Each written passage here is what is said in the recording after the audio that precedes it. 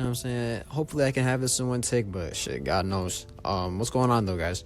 I wanted to really talk about the whole running back, situation with people, like Josh Jacobs, Jonathan Taylor, Austin Ekeler, Christian McCaffrey, literally everybody trying to, hold out and, force their way into getting paid big money. And the reason why it's, in my opinion, is probably not going to happen, right? Which is common knowledge, but I really just want to talk about it because it's pretty intriguing. So if you do enjoy, leave a like, subscribe, fuck with the channel. And yeah, so I feel like the first reason as to why, they won't get paid is mainly because the game's changing. Like, nowadays, when it comes to offenses and how they're run, the majority of them are, pass-heavy offenses. Like, one example, my team, the Vikings, in 2019, they were like a play-action, run-heavy with Dalvin Cook type of offense.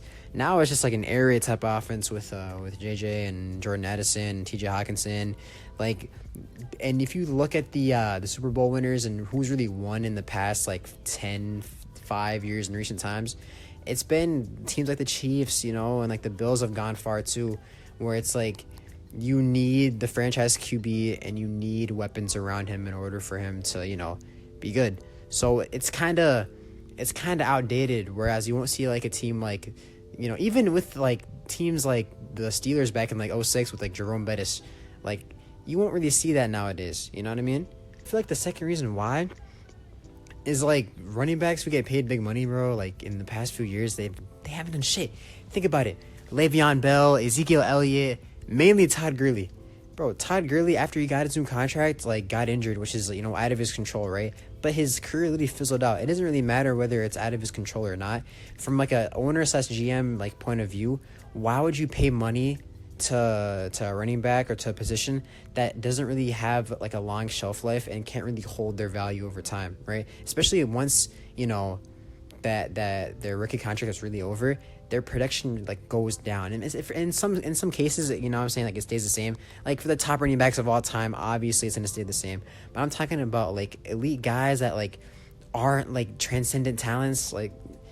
They won't really hold up, their end of the bargain when it comes to that big, contract payday. But no.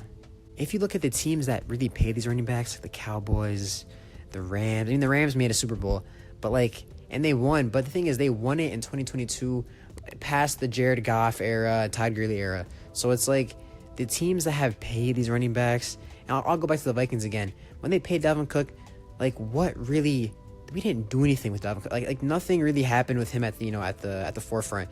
Stephon Diggs left, and it really just went downhill from there. I feel maybe if we had KOC as the coach back then, things would be different. But it's just an outdated way of playing, really, at the end of the day. And I feel like now, right, running backs that are in middle school and high school shouldn't really be running backs in college. And I feel what their coaches and parents are doing is converting them into a wide receiver, type of hybrid, right?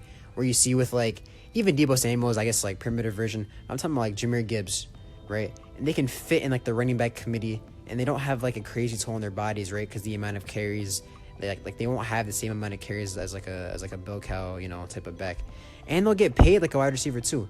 So it's you could either do that, or you could just go ahead and be a running back and get underpaid. And I feel what the strategy that most coaches are doing now is having a committee instead of just having one running back that you pay a lot of money, that it's do or die. And I feel the only one that's worked in this modern era is Derrick Henry. But the Titans have never done anything with that, and you could blame it on other reasons too, like Ryan Tannehill being Ryan Tannehill. But they're just ass. You know what I mean? It's just they were never good enough to win, to make it to the Super Bowl. I mean, they made the AFC Championship, but be for real, that shit was it was a good little run because they were 9-7, but it wasn't really anything crazy. But nah, man, I feel at the end of the day, they just won't. They have all this, people saying, oh well, running backs deserve it. Yeah, they do, but at the same time, it's just business, man. It's not gonna happen at the end of the day, and I feel bad, but you can't tell me if you're running an organization. And then you have let's say you're the GM for the Raiders, right? Josh Jacobs. I mean, they're already shit anyways. But I'm talking about what's the team that's let's say that not even, let's say it's CMC, right? CMC, or even I know Austin Ekeler. let's say you're like the GM of the Chargers. Austin Ekeler wants to get paid, right?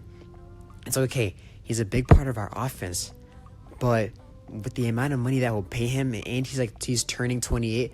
What's like, if we pay him long term, will he really be good that last half of his contract? And it's no.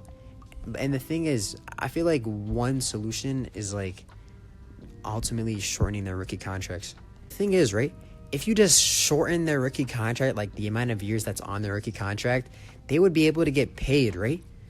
And there wouldn't be any really, any big complaints from both. I mean, maybe from the owner's perspective, but like from their perspective, like the players, they wouldn't complain because they'd get paid at the end of the day earlier on. So it's like, it makes sense for their party, right? And I feel like it would resolve a lot of things. I feel like when the NFLPA just goes ahead and really just sells out the running backs just to have like, weed and stuff, be legal in the NFL, it's really sad to see. And it's tough, but at this point, like, really, like, what can you do? Like all these running backs complaining, it's just tough, man.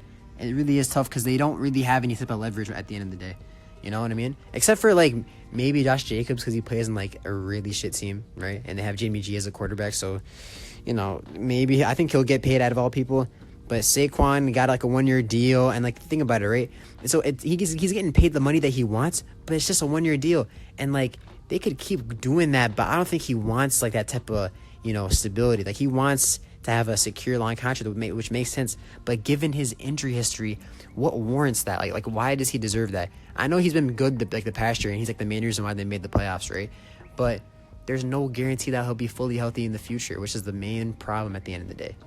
But yeah, man, those are basically just my thoughts. I feel like, it really just the game's changing at the end of the day. Like there's not much that you can do. You know what I'm saying? It's tough to see, but it's how it is, man. There's not people like Adrian Peterson or LaDainian Tomlinson, like the guys like that, where it's just like these dudes are generational. Like they don't come by that often. You know what I'm saying? Like maybe Bijan, but even with Bijan Robinson, like they have Tyler Algier that's going to be eating carries from him, so like they can preserve his body and stuff like that. So it's tough, man. It really is tough. But that's really about it. Until next time, man. I'm gonna catch y'all guys later. Bro. See you.